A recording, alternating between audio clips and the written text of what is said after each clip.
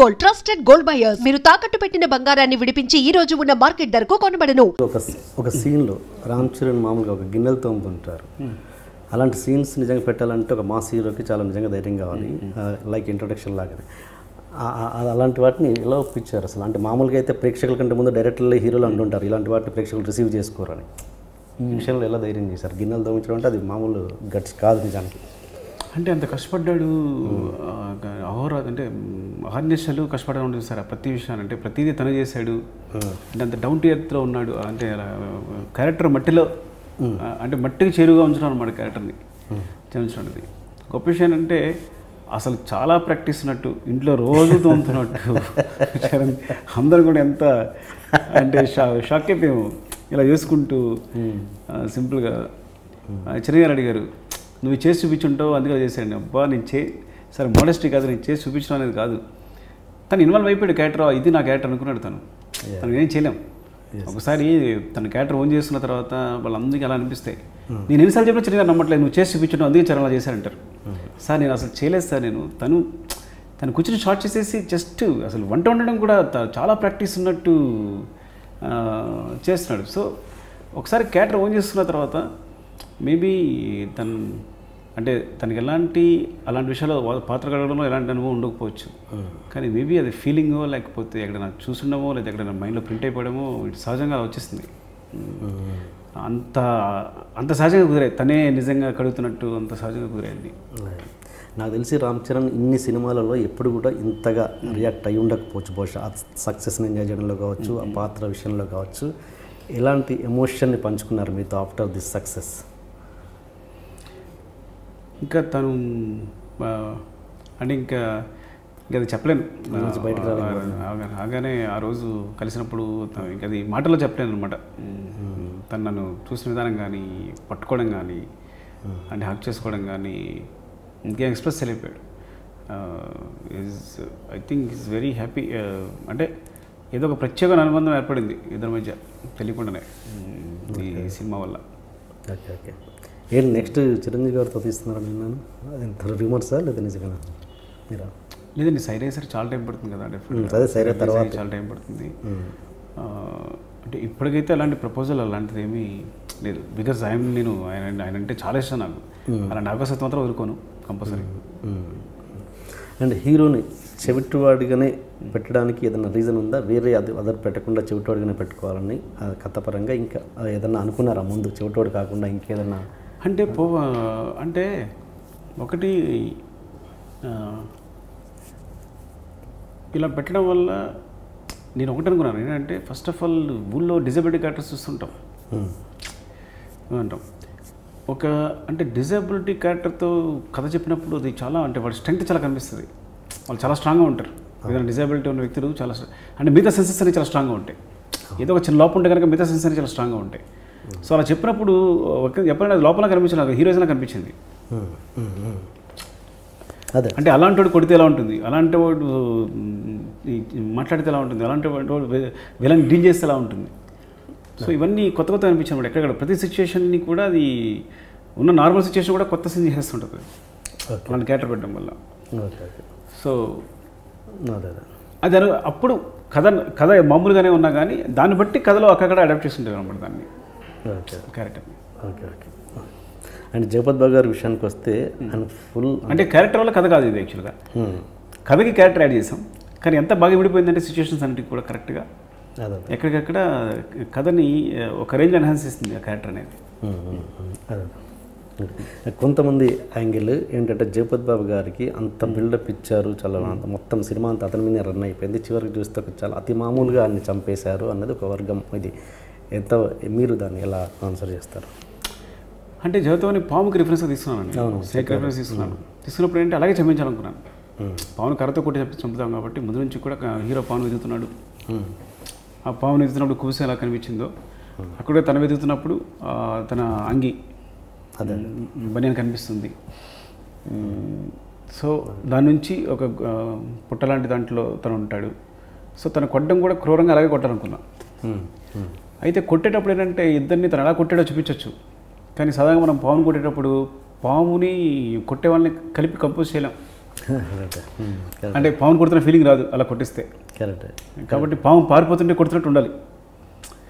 So ఆ రిఫరెన్స్తోనే తను ఎలా కొట్టాడని చూపించాలి నేను. ఇంకా అంటే ఎలా అనేది చూపించలేదు, అంటే నేను సజెస్టివ్గా చెప్పాను అనమాట. అంటే హీరో ఎమోషన్ కొట్టడం మాత్రం చూపించాను. అది ప్రతి క్యారెక్టర్ ఎమోషన్, విలన్ చంపాలనుకునే ప్రతి క్యారెక్టర్ ఎమోషన్ని హీరో ఎమోషన్గా చూపించాను. కానీ తను ఎలా దెబ్బలు తింటాడో చూపించలేదు. అంత అయిపోయిన తర్వాత తను పడిపోయి ఉంటాడు, అంటే ఎలా దెబ్బలు తిని ఉన్నాడు అనేది ఓపెన్ చేశాను అనమాట. యాక్చువల్గా అవకాశం మాత్రం పాము రిఫరెన్స్గా తీసుకున్నాను కాబట్టి స్ట్రాంగ్గా పాములాగే చంపాలి, పాములాగే చూపించాలి, డెత్ కూడా పాములాగే ఉండాలని చూపించాను అనమాట. మేబీ అందువల్ల డిసప్పాయింట్ అయ్యి ఉండొచ్చు. కానీ నా థాట్ ఏంటో ఫస్ట్ నుంచి అలా కంటిన్యూ అయింది కాబట్టి దాన్ని ఫినిషింగ్ ఇద్దాం అనుకున్నాను. వన్ నేను కొన్ని సినిమాకి మీరు మొన్న ఏదో ఇంటర్వ్యూలో అన్నారు, ఆ సినిమాకి నాకు టైం దొరకలేదు, నాకు టైం దొరికి ఉంటే కనుక అది ఒక బ్లాక్ బస్టర్ అవ్వాల్సిన సినిమాని ఫ్లాప్ చేశాను, నా చేతి ఎట్లారా అని అన్నారు మీరే. అంటే ఏది ఒకటి 2 ఎగ్జాంపుల్స్ చెప్పగలరా అన్నారు సార్, జస్ట్ ఫర్ ఆడియన్స్? అంటే టైం దొరకవచ్చు బ్లాక్ బస్టర్ అనేది ఒకటి ఏదో ఎస్కేపిజం. ఇప్పుడు సమయానుకూలంగా ఏదో ఆన్సర్ చెప్పేసి ఉంటాను. అంటే నాకు ఎందుకు ఆ సినిమాని హిట్ చేసే సినిమాని ఫ్లాప్ చేసే సినిమాని బాగా కలుగుతుంటుంది. ఇది నా చేతిలో ఉంది, ఇంకా నేను కొన్ని చేసి ఉండొచ్చేమో అనిపించింది. ఒకటి నాకు పోవడానికి టైం ఇచ్చారు. ఎగ్జాంపుల్ ఏంటంటే దాని ఇంకో వెర్షన్ ఉంది. కొన్నిసార్లు ఒక సీన్ వెర్షన్ మొత్తం మార్చేయచ్చు. ఓకే. దాని వెర్షన్ అంటే ఫస్ట్ హాఫ్ అంతా అయిపోయిన తర్వాత ఇంటర్వెల్కి యాక్చువల్గా హీరో అంతా డ్రామా ప్లే చేసిన కూడా ఒక వెర్షన్ ఉంది యాక్చువల్గా. దాన్ని బట్టి అంటే అదంతా తనకు ప్రాబ్లం లేదు కానీ ప్లే చేస్తున్నాడు అని. ఓకే. ఎక్కడ నేను ఏమనుకున్నాను, ఎమోషన్ సైడ్ వెళ్ళిపోయాను. అంటే ప్రాబ్లం లేదు అంటే ఏదో ఎమోషన్ మిస్ అవుతుందని చెప్పి, కానీ హీరోయిజం చాలా బాగా పెరిగేది. నేను ఆ వెర్షన్ చెప్పినప్పుడు ప్రొడ్యూసర్ రామ్ గారు నన్ను గట్టిగా కొట్టేశారు, కొడుతూ ఉన్నారు, బాగా అంటూనే ఉన్నారు వెర్షన్ చెప్పినప్పుడు. అంటే నేను కనీసం ఏదో ఇంకొక 2 సీన్లు ఎక్స్ట్రా తీసి ఎడిటింగ్ టేబుల్ పైన ఒకసారి ఇదిలా అయితే ఎలా ఉంటుంది, ఇదిలా అయితే ఉంటుందని చూసుకునే అవకాశం ఉండేదేమో అని ఏదో ఎస్కేపిజం. కానీ ఎందుకో నాకు ఇంకా బాధ ఏంటంటే హిట్ కావాల్సిన సినిమా నా చేతులారా ఫ్లాప్ చేస్తేనేమో, అర్థం కాకుండా చేస్తేనేమో, లేదా కొన్నిసార్లు ఏంటంటే లెంగ్త్ కోసం, ఈసారి లెంగ్త్ కోసం పర్టికులర్గా కూర్చోడం కూడా కారణం అదే. మనకి లెంగ్త్ కోసం చాలా చోట్ల కట్ చేస్తే నేను మేబీ దానివల్ల అర్థం కాకుండా పోయిందేమో అని ఫీలింగ్ వస్తుంటుంది. చిన్న 2-3 సెకండ్ల కోసం చాలా లేపేసి లెంగ్త్ తగ్గించడం కోసం కష్టపడిపోయాను. ఈ సినిమాకి ఆ అనుభవం గుర్తుండి లేదు, ఈ సినిమా ఎమోషన్ని అలాగే చెప్దాం, ఉన్నట్టు చెప్దాం, ట్రూగా చెప్దాం కదని.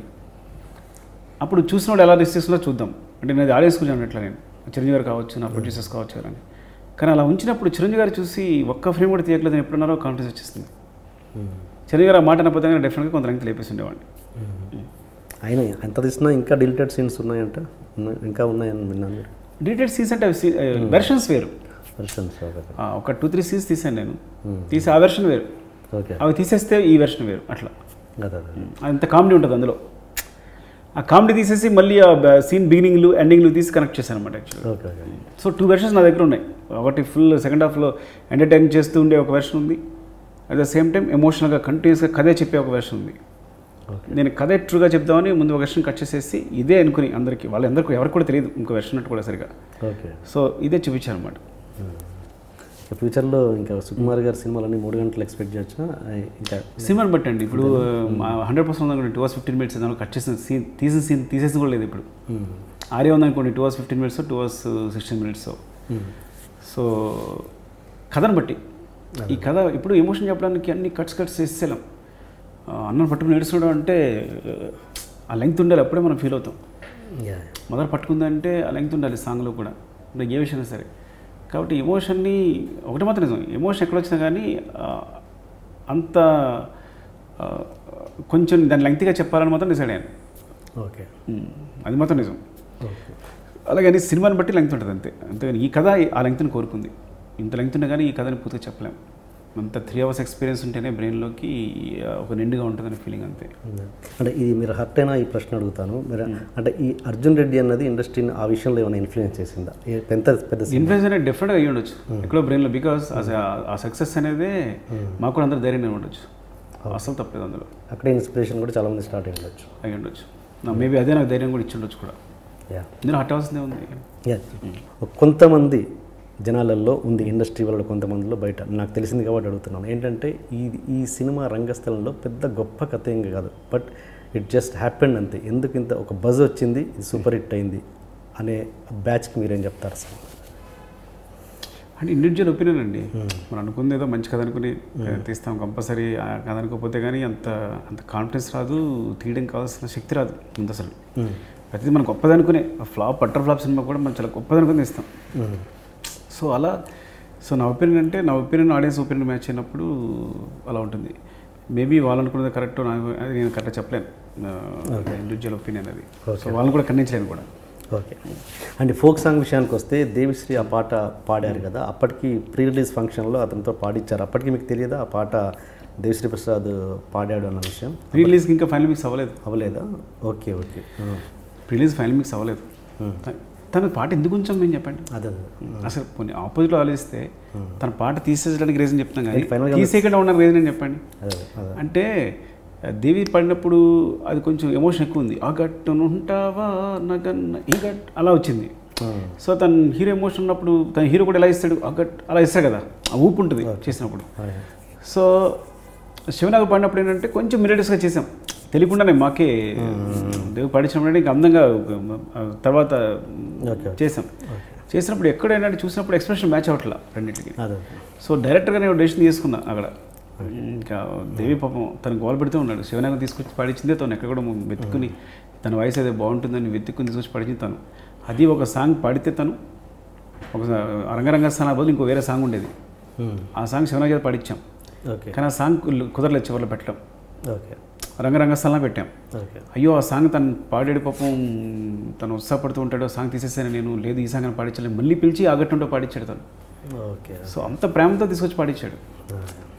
ఒక సాంగ్ మిస్ అయిపోయింది ఆల్బంలో, తన వాయిస్ ఉండదని తీసుకొని పాడించాడు. సో లాస్ట్ మినిట్లో నేనేంటంటే నాకు సినిమా ఇంపార్టెంట్, శివనాగుల కన్నా నాకన్నా అందరికన్నా ఎవరికైనా సరే సినిమా పెద్దదే, అదే అలాగే ఆలోచిస్తాను. సో సినిమా ఎక్కడ పండుతుంది, ఈ వాయిస్ అయితే నేను fraction of second time final mix వెళ్ళిపోతుంది, రీల్స్ పంపించేయాలి. ఆ టైంలో ఈ వాయిస్ పెట్టాలి ఆ వాయిస్ పెట్టి డెసిషన్ తీసుకోవాలి. నేను తీసుకున్నప్పుడు నేను డెఫినెట్గా నేను తీసుకోలేను నేను.